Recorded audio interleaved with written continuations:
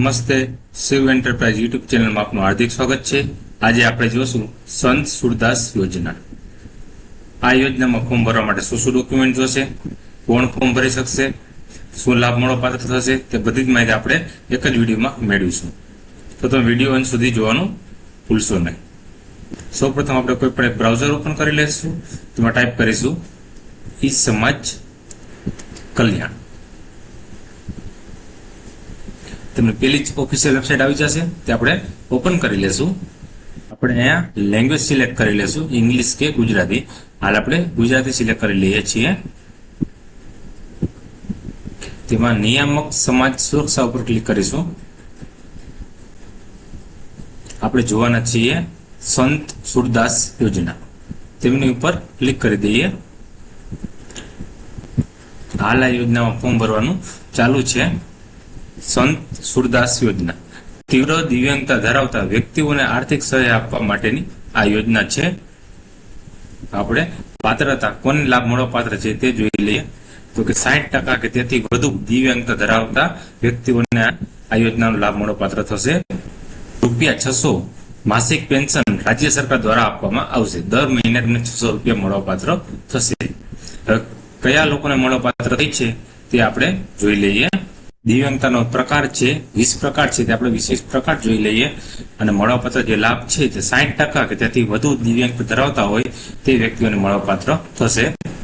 પહેલું છે અંધત્વ, બીજું છે આનુવંશિક કારણોથી થતા સ્નાયુ ક્ષય, ત્રીજું છે સાંભળવાની શક્તિ, ચોથું છે ક્રોનિક ન્યુરોલોજીકલ સ્થિતિ, પાંચમું છે સામાજિક ઈજા જીવલેણ રક્તસ્રાવ, 6 નંબર છે ઓછી દ્રષ્ટિ, 7મું છે ગુજારી સ્નાયુબંધ કઠોરતા, 8મું છે બૌદ્ધિક અસમક્ષતા, 9મું છે હિમોલોજી બિનની ઘટેલી માત્રા, 10 નંબર છે રક્તપિત્ત સાજા થયેલા, 11 નંબર છે દીર્ઘકાલીન અમેલિયા, 12 નંબર છે એસિડના હુમલાનો ભોગ બનેલા, 13 નંબર છે હલનચલન પ્રસેથી અશક્યતા, 14 નંબર છે સેરેબ્રલ પાલ્સી, 15 નંબર છે વામનતા, 16 નંબર છે માનસિક બીમારી, 17 નંબર છે બૌદ્ધિક ક્લોરોસિસ શરીરની પેશીઓ કઠણ થવાથી વિકૃતિ,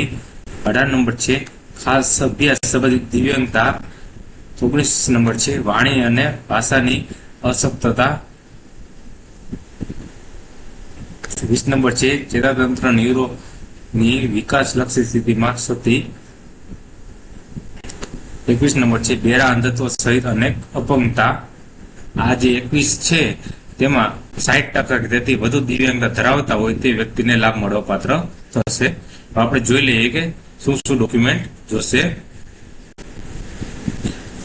ડોક્યુમેન્ટ છે પહેલું જોશે રહેઠાણનો પુરાવો, તેમાં રેશન કાર્ડ, વીજળી બિલ, ડ્રાઇવિંગ લાયસન્સ, આધાર કાર્ડ, ચૂંટણી કાર્ડ, તેમાંથી કોઈ પણ એક વ્યક્તિ વસ્તુની જરૂર પડશે।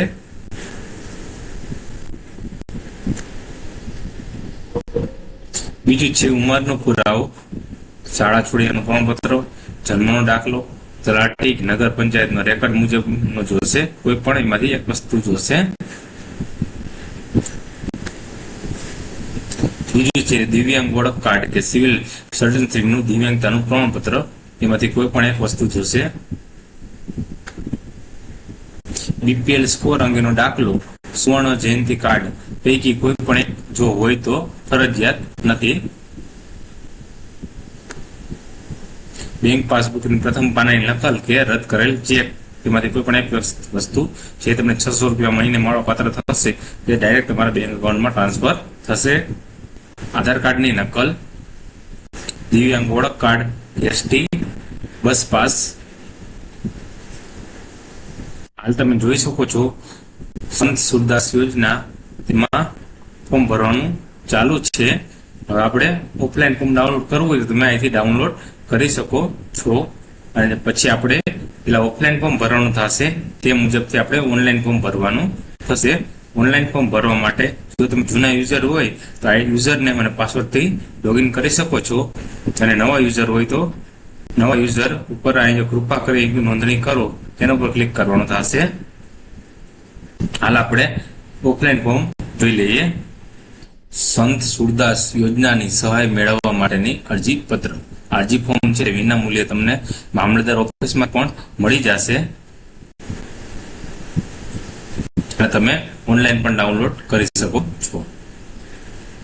સૌપ્રથમ આવશે અરજદારનું પૂરું નામ લખવાનું થશે, અરજદારના પિતા કે પતિનું નામ લખવાનું થશે, અરજદારની જ્ઞાતિ લખવાની થશે, અરજદારની પેટા જ્ઞાતિ તમારે લખવાની થશે, અરજદારની જન્મ તારીખ લખવાની થશે, અરજદારની જાતિ લખવાની થશે, સ્ત્રી છે પુરુષ છે કે અન્ય છે, અરજદારના મોબાઈલ નંબર લખવાના થશે. જો ફોન નંબર હોય તો તમે ફોન નંબર પણ લખી શકો છો.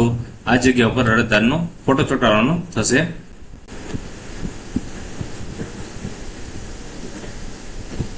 અરજદારની ઈમેલ આઈડી લખવાના થશે, જો હોય તો ફરજિયાત નથી.